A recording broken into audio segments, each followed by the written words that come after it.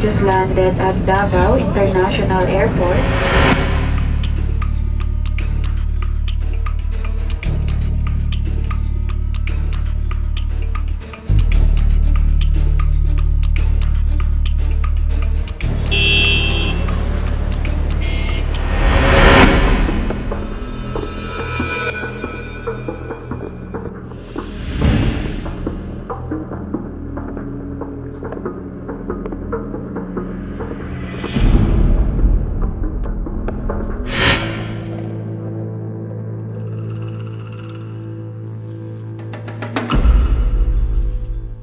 Sa sumbong ng biktimang si Conchita Angos, nag-message sa Facebook page ng T3 ang kanyang kapatid na si Alan na nasa Riyadh, Saudi Arabia hinggil sa kanilang lupa sa Jensen. Patabang siya dito sa tulpo nga tabangan mi sa among problema. So nagkuan siya dito og cell number nako sa kong igsuon nga isa babae. Dito, lumutang ang bogus na Ben Tulfo at nag-email kay Alan. Si Alan naman, ipinagkaubayang detalye ng sumbong sa kanyang ate na si Conchita sa Jensen. Okay. Tapos tingala na lang kung ay nagtawag sa kuan, nagpakabuntol ko siya. Sige ha. Tinawagan sa cellphone si Conchita at nagpakilala ang bogus na si Ben Tulfo. Nagtawag siya kay naabot daw sa iya nga nakita daw niya sa email at nga na dito si Alan tumanghod na ko ngay tabang niya. Tawagan ko niya, ingon niya ikaw ba si Conchita yata? Ako sir, ingon niya, ako si Ben Tulfo. Okay. Nagpresenta ang bogus na Ben Tulfo na tulungan si Conchita sa kanilang problema sa lupa at hiningi nito ang mga papeles. Napakita ko sa inyo ang mga papeles para kabalo ko sa unta mo pagtabang. Papeles ng yuta. Titulo.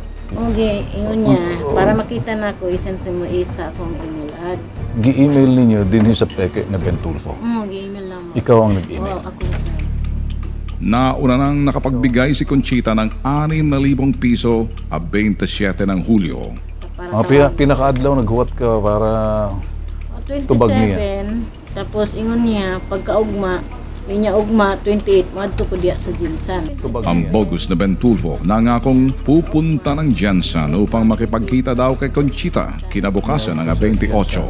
Nakita ba mo sa Jensen? Wala sir, kay gahuwat mo. Pagka 28, nagtawag siya, ingon niya na anak ko sa sa Coronadal City. Nang tanungin namin siya kung hindi siya nagduda na ito'y modus. Dili ka ba nagduda o base ka modus ini?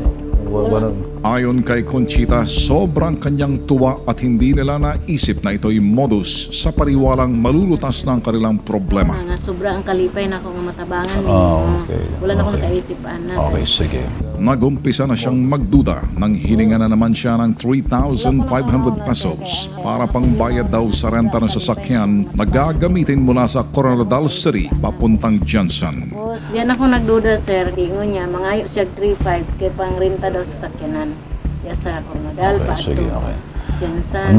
At nang ipinadala niya ang 3,500 pesos, nagtaka si Conchita dahil ang bogus na si Ben Tulfo nasa Coronadal City daw. At ang kanyang pera, liname sa Binangonan Rizal sa Luzon. Paghulog na ako sa kwarta na 3,500, di sa confirmation din sa ako ang cellphone, dito ko natingala kaya diya sa Coronadal, parang anong dito i-claim ang kwarta sa Binangonan Rizal.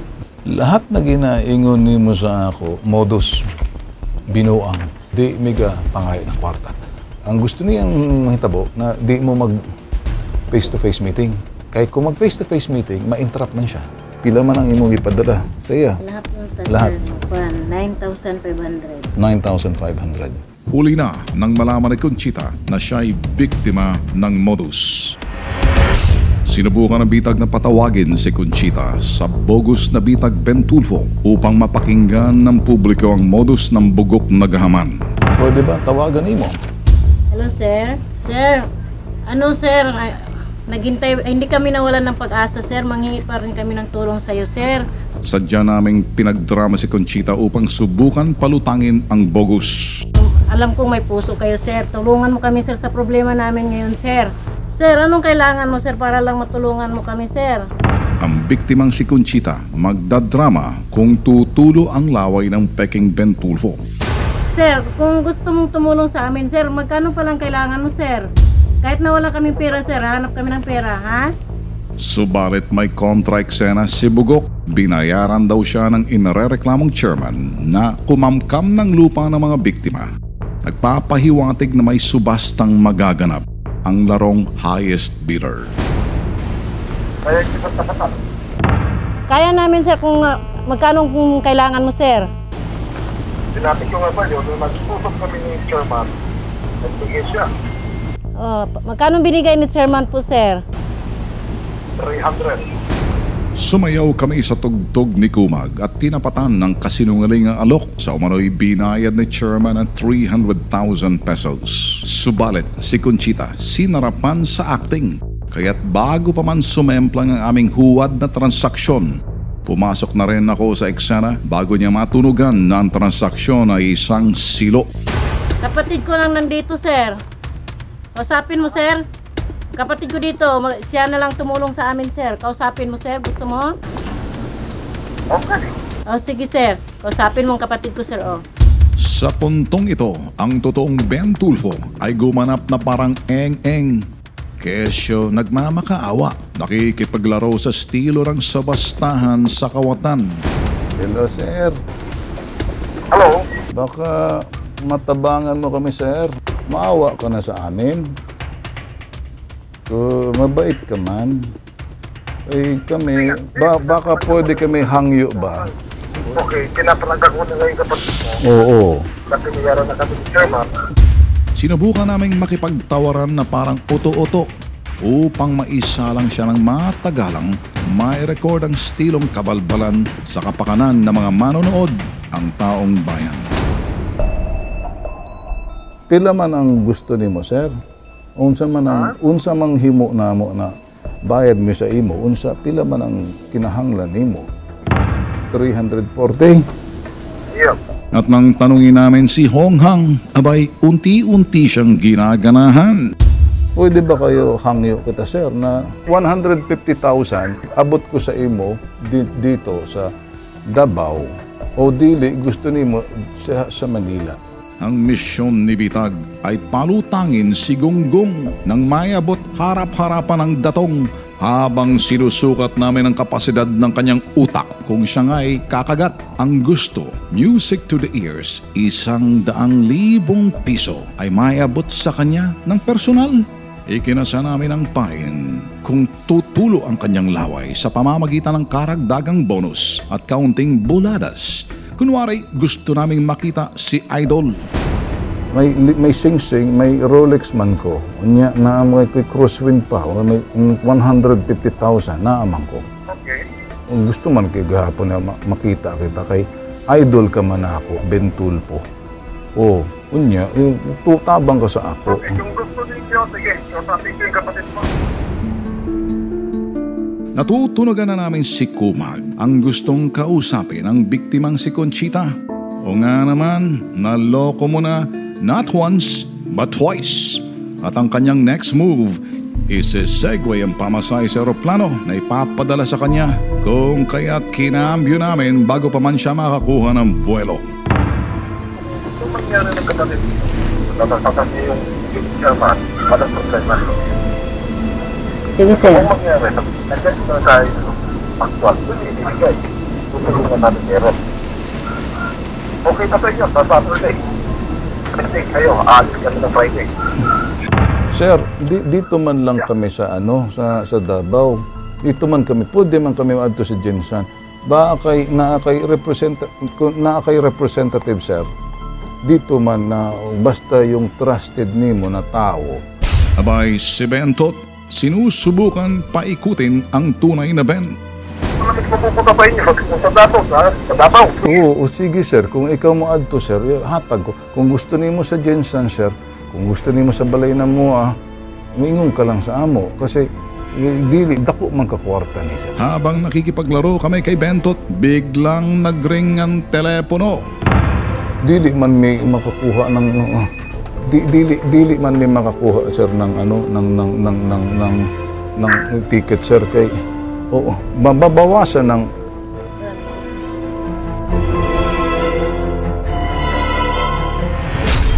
Okay. Waiting game tayo.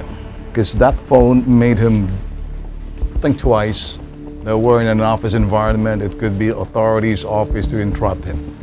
Dito, nagdesisyon na ang bitag na mag-set up sa isang kwarto para maiwasan ang incoming calls ng telepono na magduda ang kumag. Pwes, tama ang kanyang pagdududa. Kiniginhimo na to, siguro gadula siya sa ato. Gusto niya na mutawag kita sa iya. Pero siya, ambot sa ulo niya kung unsa man niya kung makuha yung kwarta. Dili niya gusto sa ako ang magtransaksyon. Gusto niya sa imo. Nababasa namin na siya'y nagpapakipot at posible ding nakikipaglaro.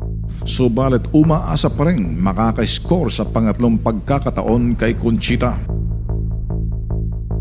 Natutunogan namin ang gusto niyang patusin ang perang pambili ng airfares kung saan ipapadala sa pamamagitan ng remittance company. Pero dili niya gusto sa ako, gusto sa imo. Kasi ka, naloko na yan, na biktima ka na. Kanamang rason, nga naman gusto niya sa imo lang. Sa ako, diretso man ako. Pero, naa siya'y duda, ha? Ang napapansin namin, kampante siya kay Conchita dahil 2 beses niya nang nadenggoy. Kung kaya't ang mga susunod na instruction kay Conchita niya lang sasabihin. Pagtawag mo sa iya, sigurado ako, iingon niya sa imo, padala ka sa ako ng kwarta, padala ka ng pamasahe, padala ka ng plane ticket, kunya, napay pocket money. Pag imo na, gusto niya, himuon mo ang ginasulti niya sa imo, para sa imo lang. Dili niya giniingon sa ako. Dili siya komportable na makipag-transaksyon sa ako. Gusto niya, ikaw, ingnon mo sa ako, kung unsa mga transaksyon ninyo. Pero may nakahandang countermeasures ang bitag kapag si Conchita ang kanyang kakausapin muli.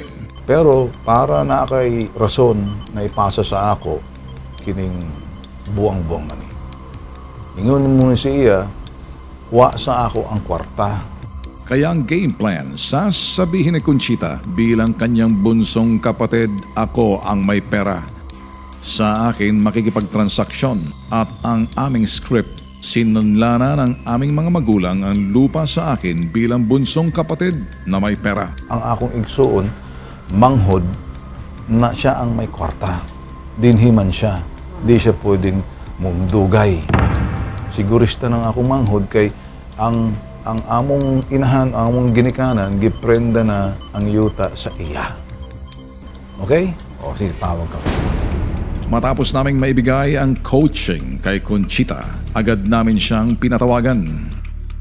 At nang matawagan namin ang Peking Ben Tulfo, bago pa man sumablay si Conchita, sinaluko na agad. Hello, sir. Sir, anong padala ko sa iyo, sir? Sabihin mo na sa akin para padala na lang. Pila man ang padala na ako sa imo. Asa man ako padala kining kwarta na. Alam na namin ang kanyang susunod na hakbang, kaya't tinanong na namin kung magkano at saan gagawin ang transaksyon. Sa modus ng Peking Ben Tulfo, laging kinakasangkapan ng Palawan Express. Ginampanan namin ang pagiging inosente at eng-eng. Saan sa Palawan ipapadala ang pera? Unsang probinsya sa Palawan, sa Puerto Princesa na mo padala? Palawan Express. Oo, okay. Yung pala, sir, mudawat ba sila, sir, na dako na kwarta na usa ka gatos na libo? Mga? Usa 100,000, di man na sila mudawat kay... No. Hindi 100. Yung ticket lang. Kapadala mo. Bagamat sinisilaw namin siya ng malaking halagang pera, sarado ang kanyang small-time na utak. Mapadalhan siya ng pambayad sa eroplano. Solve na ang dupang. Paano man, sir, na kumpleng ticket mo kami magbili ng ticket sa unsa mang eroplanong gusto nimong gusto na... Magpapareserve, hindi na kayo. Kami na magpapareserve ng ticket namin. Pila man ang, sir, padala na po, sir, sa pamasahe, sir? Siguro kahit mga 15? Subalit sa transaksyong ito, sadya naming binababad ang Peking Ben Tulfo. Pahabain ang usapan sa telepono. Estilo ng bitag, mapakinggan at makita ng mga manonood ang mga palatanda ng kanyang modus. Ayaw niya kaming bumili ng plane ticket niya at ang gusto, siya ang kukuha ng pera at siya ang bibili. Dahil alam namin na wala nang patutunguhan ang kalokohang transaksyong ito. Lukuhan din ang aming tanong. Unsa ang instruction ni mo, sir? Sige, Palawan naman tayo dyan eh. Palawan ko na lang ipadala. Saan pa yung sa Palawan, yung Kapalawan? Unya, sir, unsa man ang instruction ni mo, sir? Palawan Express yung ipadala. Okay, sir, kung anong kanina ka, Bentulpo. So, Mr. Bentulpo sa Palawan. Sinubukan namin maging makulit kung kanino ipadala ang pera. Pakinggan ang hirit ni Kumag. No, sa name ng security ko. Security? Yes, security. Security guard? Security. At dahil di pa kami tapos sa pang-good time sa kanya, tinanong namin kung ano ang pangalan ng kanyang security guard. Anong pangalan ng security guard mo, sir? Renato. Renato. Mission accomplished na ang bitag sa paglalantad ng pamamaraan ng kanyang modus. Sinubukan namin kung ano ang kanyang magiging reaksyon sa aming magiging tanong. Mayroon na naaman ko na, sir, na para matapos na, sir. Pero, sir, parang tingin ko manluloko ka. Hindi na ako. Oo, parang tingin ko ang boses mo, parang ginapeke mo si Bentulpo. Hindi niya inaasahan. Walang kamuwang-muwang ang buwang. Kaya dinaan na lang niya sa tawa at ang aming isinukli, malutong na mura. Adyakan ko lang muna mo kahit si Bentulpo to eh. Dinodokumento na natin tong transaction na tong Kumag ka pala eh. Ika nga icing on the cake na lang. Para dagdag kasiyahan, tinawagan namin siya gamit ang ibang cellphone. Si Kumag ang sumagot, nakikinig lang at binobosesan kung sino ang kanyang kausap. Bentot! Nakikinig ka lang ba? Makinig ka. Nagpapawis na ba yung mga singit mo sa log mo? Nangangatog na mo? Okay, kinaba. Layunin ng segmento ito, iparinig sa taong bayan ang estilo ng simpleng modus na Bentulfo. Narito ang palatandaan kung